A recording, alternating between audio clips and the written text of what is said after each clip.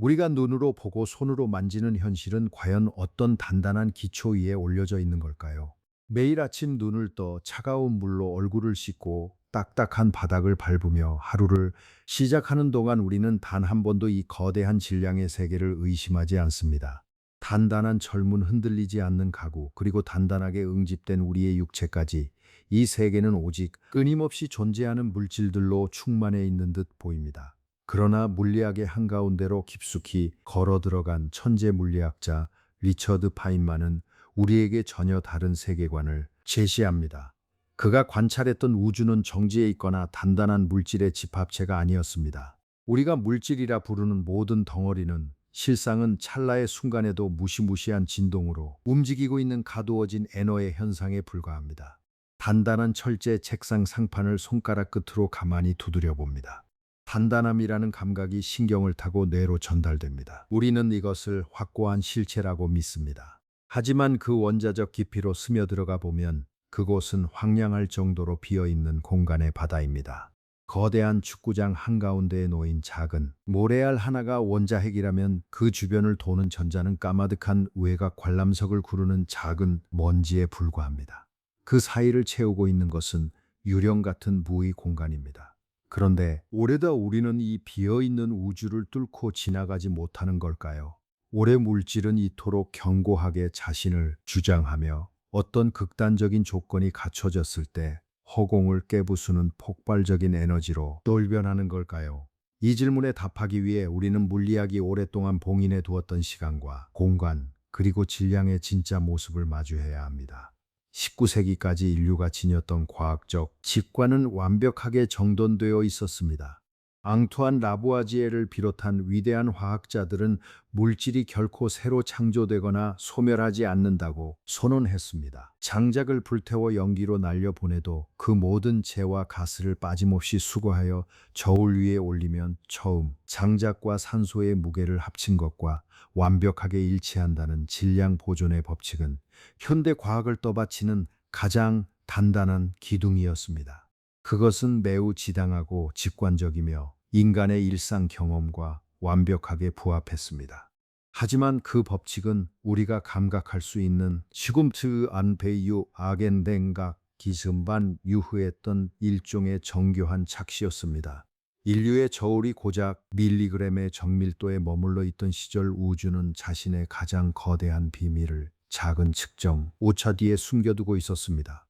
나무가 불타오를 때 그 안에서는 사실 아주 미세한 양의 질량이 허공으로 완전히 소멸하고 있었습니다. 다만 그 양이 너무나 작아서 18세기의 어떤 정밀한 저울로도 그 차이를 감지할 수 없었을 뿐입니다. 그리고 1905년 스위스 베른의 특허청에서 일하던 한 젊은 물리학자가 시공간의 기하학을 새로 쓰면서 그 감춰진 정체를 세상 밖으로 끌어냈습니다. 알베르트 아인슈타인은 물질과 에너지가 별개의 존재가 아니라 동일한 실체의 두 가지 다른 얼굴이라는 사실을 깨달았습니다. 질량은 그저 극도로 응축되어 잠들어 있는 에너지일 뿐이며 에너지는 고삐가 풀려 자유롭게 움직이는 질량이라는 파격적인 개념이었습니다. 등식 2 골렘 C제곱, 이 짧은 5개의 기호가 뜻하는 바를 우리는 뼛속 깊이 음미해 보아야 합니다. 여기서 이는 에너지를 에임은 질량을 의미합니다. 그리고 그 둘을 연결하는 교환 비율, 즉 우주의 환율이 바로 C의 제곱, 빛의 속도의 제곱입니다. 진공 속에서 빛은 1초에 약 30만 킬로미터를 질주합니다. 지구를 7바퀴 반이나 돌 수 있는 이 압도적인 숫자를 자기 자신과 한 번 더 곱하는 순간 우리는 뒤에 0이 16개나 붙는 기괴하고 아득한 숫자를 얻게 됩니다. 이 환율이 의미하는 진실은 소름이 돋을 정도로 무섭습니다. 지거자흐 공예비로 험야보 아주 미래양의 질량이라도 이 환율을 거치게 되면 인간의 상상을 한참 뛰어넘는 거대한 에너지의 폭풍으로 돌변한다는 뜻입니다. 여러분이 지금 손에 쥐고 있는 작은 연필 한 자루 혹은 주머니 속에 동전 하나가 지닌 질량을 완전히 에너지로 변환할 수 있다면 그것은 거대한 도시 전체를 수개월 동안 불빛으로 채우거나 혹은 대지를 단숨에 흔적도 없이 증발시켜 버릴 수 있는 잠재력을 품고 있는 셈입니다. 1945해 8월 6일 아침 히로시마 상공에서 실제로 일어났던 일도 바로 이 방정식의 가혹한 증명이었습니다. 도시 하나를 지도에서 지워버리고 수십만 명의 목숨을 앗아간 그 엄청난 폭발에서 실제로 우주에서 자취를 감춘 물질의 양은 겨우 고난강호 0.7g에 불과했습니다. 손바닥 위에 올려놓으면 무게조차 느낄 수 없는 작은 클립 조각 하나의 무게가 사라지면서 도시 전체가 가루가 되어버린 것입니다. 오늘 리처드 파인만의 시선을 통해 우리가 파헤쳐보고자 하는 것은 단순한 무기의 역사나 비극의 기록이 아닙니다. 그 뒤에 숨어 있는 물리학적 진실, 그리고 그 진실이 우리가 발딛고 서 있는 이 세계를 어떻게 완벽하게 다르게 보이게 만드는지에 대한 이야기입니다. 이 이야기의 끝에 이르면 여러분은 손에 든 커피잔 하나를, 길가에 굴러다니는 돌멩이 하나를, 심지어 거울 속에 얹힌 자신의 시건고 열수 기스굴리아 고디들을 시금부대제실 겁니다. 자연은 이 무시무시한 거인을 아주 단단한 자물쇠 뒤에 감추어 두었습니다. 일상적인 화학 반응, 즉 불이 타고 폭약이 터지는 과정에서 건드리는 것은 원자의 가장 바깥쪽을 떠돌고 있는 전자들의 배치에 불과합니다. 전자들이 자리를 바꾸며 더 안정적인 상태로 들어갈 때 풀려나는 에너지는 원자 전체가 품고 있는 잠재력에 비하면 그저 바다 표면에 있는 미세한 잔물결에 불과합니다. 7NT 폭약 한 분자가 파괴될 때 나오는 전자기적 에너지가 겨우 수 전자볼트에 불과하다면 원자의 에러 등 깊은 정중앙, 즉 원자핵의 자물쇠를 강제로 열었을 때 방출되는 에너지의 한은 크기는 무려 수억 전자볼트에 달합니다. 수천만 배의 격차가 여기서 발생합니다. 리처드 파인만은 원자핵 내부를 관찰하며 그곳이 얼마나 놀라운 물리적 균형으로 유지되고 있는지를 거듭 강조했습니다. 원자핵의 중심에는 양성자와 중성자들이 아주 밀도 높게 모여 있습니다. 여기서 심각한 물리적 모순이 발생합니다. 양성자들은 모두 양의 전하를 띠고 있습니다. 우리가 잘 알듯 같은 전하를 띠는 입자들은 서로를 미친 듯이 밀어냅니다. 두 개의 강력한 자석의 같은 극을 서로 밀어붙일 때 느껴지는 그 거친 반발력이 그 극소의 원자핵 공간 안에서는 수조 배의 강도로 휘몰아치고 있는 것입니다.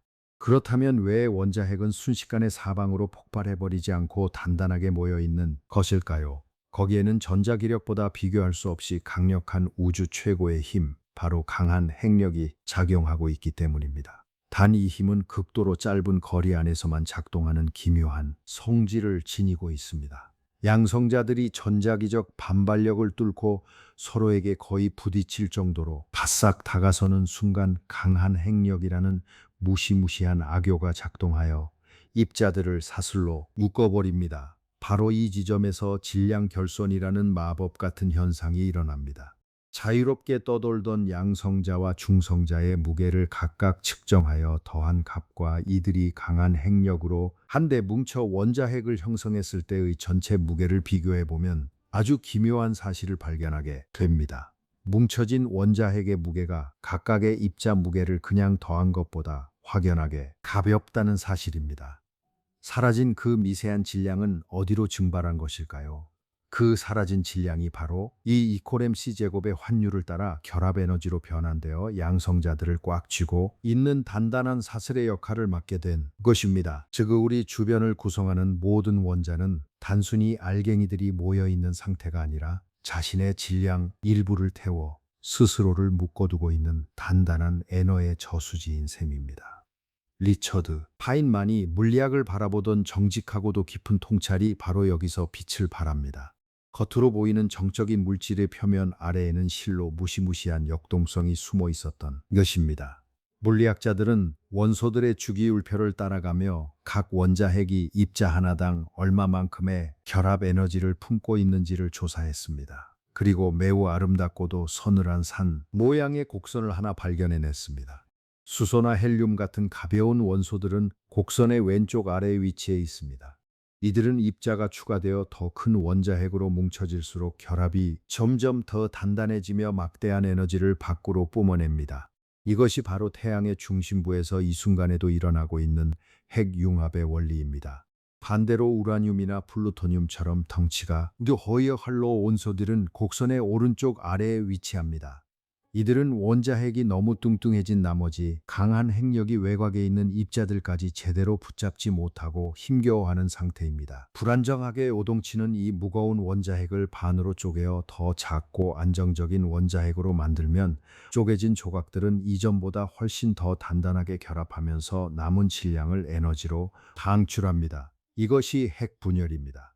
그리고 그 산 모양 곡선의 가장 높은 정상 우주에서 가장 단단하고 안정적으로 결합된 정점에 서 있는 원소가 바로 원자번호 26번 철입니다. 가벼운 원소는 뭉치면서 철을 향해 올라가고 무거운 원소는 쪼개지면서 철을 향해 올라갑니다. 철은 모든 질량이 에너지를 쥐어짜낸 후 도달하는 우주의 가장 완벽한 평형 상태이자 에너지 추출이 완전히 불가능해지는 물리적 막다른 길입니다.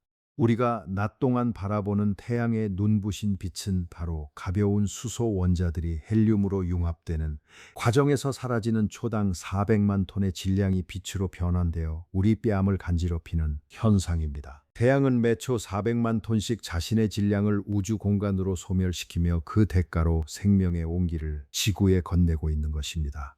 하지만 인류가 이 질량과 에너지의 변한 자물쇠를 지구상에서 인위적으로 열어젖혔을 때 그 결과는 참혹한 파괴의 형태를 띠었습니다.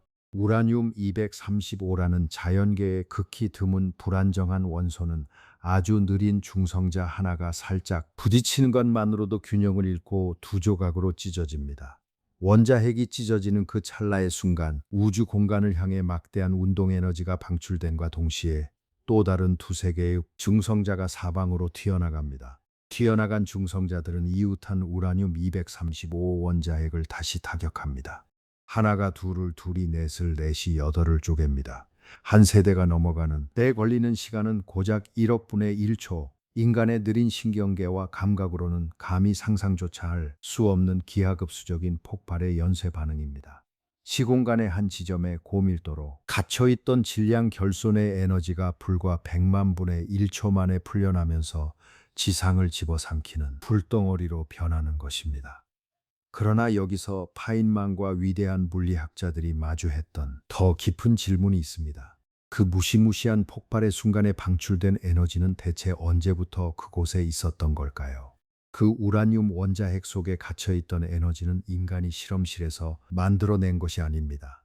그것은 지구가 태어나기도 전 수십억 년 전 우주 어딘가에서 거대한 별이 자신의 생명을 다하고 초신성으로 폭발하던 그 참혹하고 웅장한 순간에 새겨진 우주의 유산이었습니다. 초신성 폭발이라는 극단적인 압력과 열기 속에서 원자핵들이 강제로 짓눌리며 우라늄이라는 거대한 원소가 탄생했고, 그때 별의 폭발 에너지가 질량, 결손의 형태로 원자핵 깊은 곳에 자물쇠로 잠겼던 곳입니다. 45억 년 동안 지각 깊은 어둠 속에서 조용히 잠들어 있던 그 별의 파편이 인간의 손에 의해 농축되고 중성자와 충돌하는 그 순간, 45억 년 전 태고의 별이 품고 있던 에너지가 다시 지상 위로 터져 나온 것에 불과합니다. 에너지는 결코 무에서 창조되지 않으며 단지 시공간을 넘어 형태를 바꿀 뿐이라는 냉혹한 물리학의 진실이 여기에 있습니다. 더 나우게 연대 물리학은 이 이퀄-MC 제곱의 등식이 정반대 방향으로도 완벽하게 작동한다는 사실을 입증했습니다. 에너지에서 질량을 창조하는 과정입니다. 극도로 높은 에너지를 작은 공간에 집중시키면 허공에서 갑자기 입자와 반입자의 쌍이 뿜어져 나와 실체적인 질량으로 굳어집니다. 우주가 태어나던 첫 순간 빅뱅의 대폭발 직후에는 물질이란 존재하지 않았습니다. 오직 고밀도의 순수한 에너지 바다만이 존재했습니다. 그 에너지가 우주가 팽창함에 따라 식어가면서 스르륵 굳어져 지금의 양성자, 중성자, 전자가 되었고, 그것들이 모여 오늘날 당신의 몸을 이루고 지구를 이루고 밤하늘의 은하를 이루게 된 것입니다. 결국 당신의 몸을 이루는 모든 원자는 우주 초기의 순수한 에너지가 질량이라는 형태로 잠시 모습을 바꾼 결정체입니다. 우리는 모두 에너지가 잠시 쉬어가기 위해 만든 물리적 형상에 지나지 않습니다. 이제 우리는 시공간과 양자역학이라는 더 거대한 하인만의 유산 속으로 발을 내딛어야 합니다. 하인만은 물리학을 단순한 공식의 나열로 보지 않았습니다. 그에게 물리학은 우주가 작동하는 방식을 가장 솔직하고 투명하게 묘사하는 정직한 언어였습니다. 원자 폭탄의 가혹한 파괴력을 목격한 물리학자들은 깊은 죄책감과 허무함에 사로잡혔지만 파인만은 그 현상의 본질을 끝까지 추적하는 냉철함을 잃지 않았습니다. 우주는 인간의 도덕적 감정이나 두려움에 호응하지 않습니다. 우주는 오직 스스로 정한 기하학적 법칙과 확률의 바다 위에서 작동할 뿐입니다. 양자역학의 세계로 들어가는 순간 우리가 당연하게 받아들이는 상식은 완전히 무너집니다. 지구 전물리학의 세계에서는 모든 입자가 확실한 위치와 속도를 가지고 움직입니다. 당구대가 굴러가다가 다른 당구대를 치면 우리는 뉴턴의 운동 법칙에 따라 그 입자가 정확히 어디로 와가 튕겨나갈지 계산할 수 있습니다. 하지만 원자 내부의 미시 세계로 들어가는 순간 이 명확한 예측 가능성은 완전히 사라집니다. 입자는 정해진 궤도를 따라 구르는 공이 아니라 어디에나 존재할 수 있고 동시에 어디에도 존재하지 않는 확률의 구름 형태를 띱니다. 리처드 파인만은 이 이상한 양자적 현상을 설명하기 위해 경로 적분이라는 혁명적인 사고 방식을 제시했습니다. 입자가 A 지점에서 B 지점으로 이동할 때 단 하나의 직진 경로만을 거치는 것이 아니라 우주에 존재하는 모든 가능한 경로를 동시에 지나간다는 상상조차 하기 힘든 개념입니다. 심지어 우주 끝을 돌아서 오는 경로 달을 경유해서 오는 경로 시공간을 뒤틀며 나아가는 모든 경로가 확률의 합으로 계산되어 최종 위치를 결정짓습니다. 이 기묘한 현상은 미시 세계의 원자핵 안에서 일어나는 모든 일의 근본적인 원동력이 됩니다. 원자핵 속에서 양성자와 중성자가 강한 핵력에 묶여 있을 때에도 이들은 끊임없이 미시적인 확률의 벽을 두드립니다. 양자 터널링이라는 현상이 바로 그것입니다. 고전 물리학의 관점에서는 절대로 넘어서지 못할 거대한 에너의 장벽이 가로막혀 있어도 양자적 입자는 마치 유령처럼 그 장벽을 확률적으로 통과해버립니다. 태양 내부에서 핵융합이 일어날 수 있는 이유도 사실은 여기에 있습니다. 태양 중심부의 온도와 압력은 양성자들이 전자기적 반발력을 완전히 뚫고 부딪히기에는 물리적으로 턱없이 부족합니다. 고전 물리학대로라면 태양은 불타오르지 못하고 차갑게 식어버렸어야 합니다. 하지만 양성자들이 끊임없이 반발력의 장벽에 부딪히는 과정에서 양자 터널링이라는 기적이 발생합니다. 아주 낮은 확률을 뚫고 입자가 장벽을 통과하여 강한 핵력의 범위 안으로 빠져드는 것입니다. 이 극도로 희박한 확률이 태양 내부의 무수히 많은 입자들과 만나면서 초당 400만 톤의 질량 결손이라는 거대한 불꽃으로 피어납니다. 우리가 매일 아침 맞이하는 햇살은 미시 세계의 입자들이 펼치는 확률적 유령놀이의 산물인 셈입니다. 이처럼 우주의 미시적 구조는 우리가 아는 상식의 틀을 번번이 뛰어넘습니다. 그리고 이 확률적 구조가 극단적인 질량 결성과 만나 폭발적인 에너지를 뿜어낼 때 인간은 그것을 거대한 파괴의 형태로 목격하게 됩니다. 파인만은 물질의 근본을 파헤치는 과정에서 반물질이라는 기괴한 증제와도 마주했습니다. 모든 입자는 자신과 질량은 완벽하게 같지만 전하의 부호가 반대인 거울상 입자를 가지고 있습니다. 전자에 대응하는 양전자가 바로 그것입니다.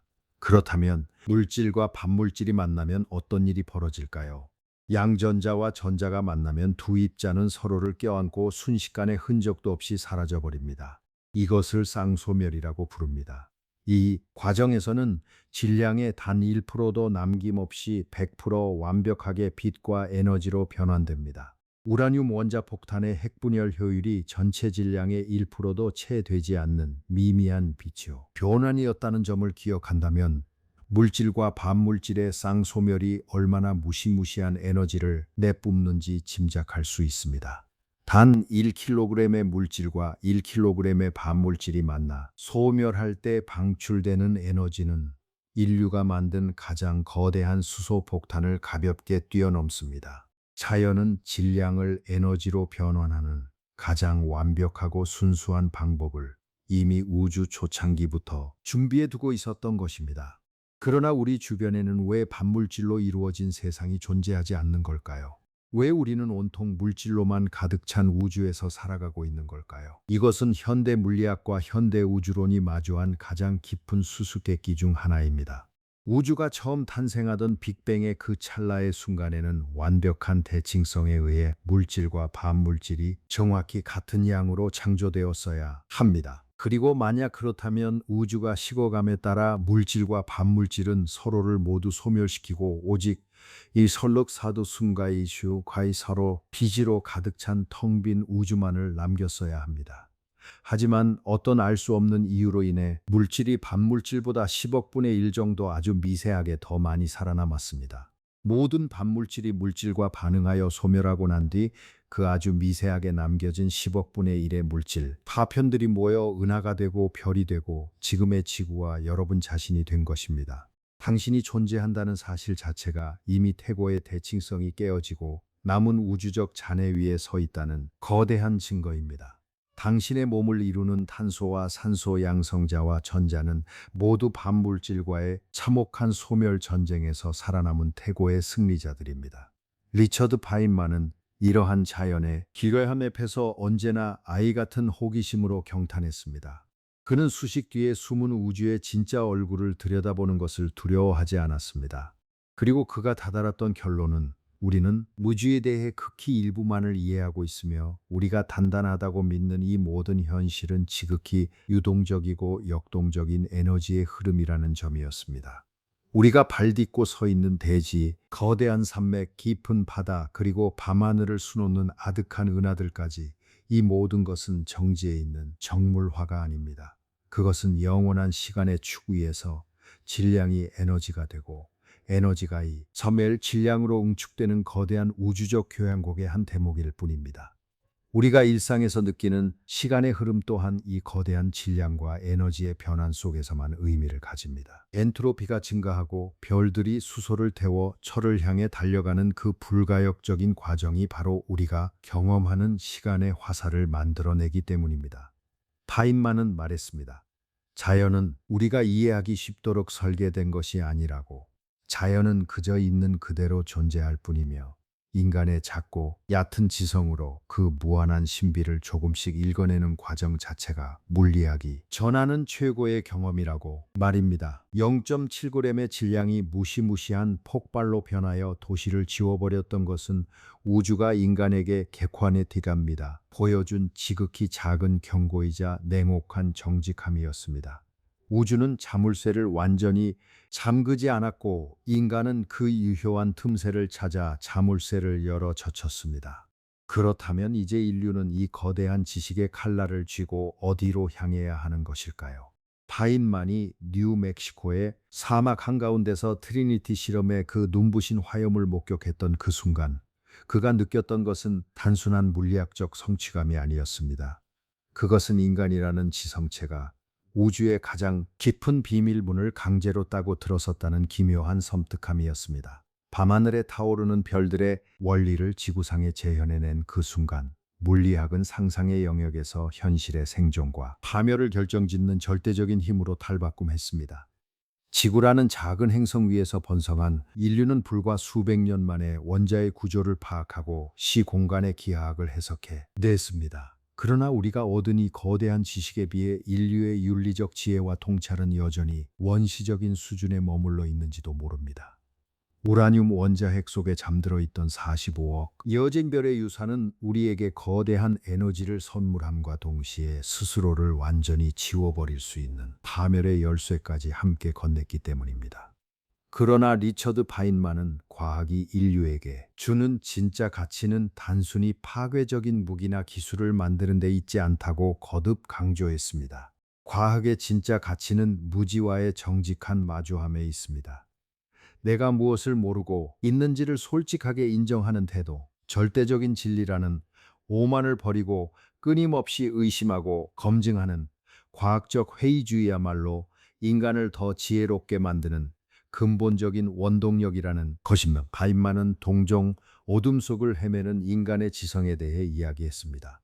우리는 우주라는 거대한 기계의 톱니바퀴가 어떻게 돌아가는지 아주 미세한 일부분만을 겨우 이해했을 뿐입니다. 오늘날 우리가 자랑스럽게 써내려간 물리학의 법칙들도 언젠가 더 거대한 진실 앞에서 고전 물리학처럼 한계를 드러낼지도 모릅니다.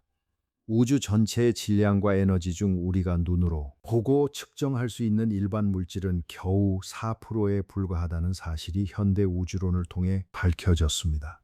나머지 96%는 우리가 그 정체조차 알지 못하는 암흑 물질과 암흑 에너지라는 이름의 유령들로 가득 차 있습니다. 우리가 알고 있는 이 모든 원자 폭탄의 원리, 이파, 이퀄 MC 제곱의 환율, 그리고 양성자와 중성자의 강한 핵력조차도 우주라는 거대한 가장과 빙산의 일각에 지나지 않는 것입니다. 우리는 여전히 우주라는 거대한 어둠의 바다 표면에서 예쁜 하루예쁜 표면에서 예쁜 조개 껍데기 몇 개를 주워 올리며 기뻐하는 어린아이에 불과할지도 모릅니다. 그럼에도 불구하고 물리학이 우리에게 건네는 메시지는 위대합니다. 그 작은 조개 껍데기 하나하나에 우주의 전체 역사가 온전히 새겨져 있기 때문입니다. 여러분이 지금 숨쉬고 있는 폐 속의 산소, 기체 여러분의 뼈를 구성하는 칼슘 성분, 그리고 혈액 속을 흐르는 철분 원자 하나까지도 모두 과거 거대한 별들의 중심부에서 타오르던 결합 에너지의 산물입니다. 별이 죽어서 뿌린 잔해가 아니었다면 지상의 그 어떤 생명체도 탄생할 수 없었습니다. 우리는 별의 먼지이며 우주가 자기 자신을 인식하기 위해 만든 정교한 양자적 존재들입니다. 우리가 밤하늘을 바라볼 때 우주는 자신의 일부인 우리의 눈을 통해 자기 자신의 아름다움을 재발견하고 있는 셈입니다. 이것이야말로 물리학을 공부하는 인간이 도달할 수 있는 가장 깊은 철학적 구원이자 경탄일 것입니다. 이제 다시 현실로 돌아와 여러분의 주변을 둘러보십시오. 차가운 벽면 손끝에 닿는 옷감의 촉감, 그리고 지금 들어오는 가벼운 숨결 하나까지, 그 모든 것은 정지해 있는 단순한 물질이 아닙니다. 극도로 밀도 높게 고축된 태고의 에너지가 우주의 엄격한 기하학적 환율에 따라 잠시 물질의 형태를 유지하고 있는 위대한 현상입니다. 단 0.7g의 질량이 소멸하면서 도시 전체를 가루로 만들어버릴 만큼 무시무시한 에너지가 여러분의 손가락 끝 원자들 속에도 고스란히 봉인되어 있습니다. 자연이 그 단단한 자물쇠를 걸어두었기에 우리는 이 평화로운 일상을 누릴 수 있는 것이며, 그 자물쇠의 구조를 마침내 이해했기에 우리는 비로소 우주의 진짜 얼굴을 마주할 수 있게 된 것입니다. 리처드 파인만은 세상을 이해하는 즐거움을 아는 것이야말로 인간이 누릴 수 있는 최고의 특권이라고 말했습니다. 사물의 표면에 머물지 않고 그 아래 숨겨진 거대한 물리학적 진실을 들여다보는 것, 비어있는 허공의 원자 공간 속에서 춤추는 입자들의 사슬을 느끼는 것, 그리고 나 자신이 우주의 거대한 질량과 에너지 변환 교향곡의 한 부분임을 깨닫는 것, 이 깨달음이야말로 오늘 우리가 파인만의 시선을 따라 걸어온 길의 완성이 될 것입니다. 우주는 냉혹하지만 거짓말을 하지 않으며 오직 자신의 정직한 법칙만을 이어나갑니다. 질량은 에너지이며 에너지는 질량입니다. 이 짧고도 강렬한 명제는 앞으로 인류가 사라진 뒤에도 영원한 우주의 시공간 위에서 변함없는 진실로 작동할 것입니다. 오늘 밤 잠들기 전 창밖의 밤하늘을 한 번 더 바라보십시오. 저 멀리 반짝이는 별빛들은 수십억 년 전 혹은 수백만 년 전 사라진 질량이 우주의 환율을 거쳐 여러분의 니메딘 평세에 오도타는 태고의 인사입니다. 그 아득하고 눈부신 우주적 대화 속에서 우리의 삶은 매 순간 더 깊고 빛나는 의미를 얻게 될 것입니다. 오늘 파인만의 길에서 준비한 이야기는 이것으로 모두 마치겠습니다. 긴 시간 동안 우주의 가장 깊고 소름 돋는 진실을 함께 탐구해 주신 여러분께 진심으로 감사드립니다.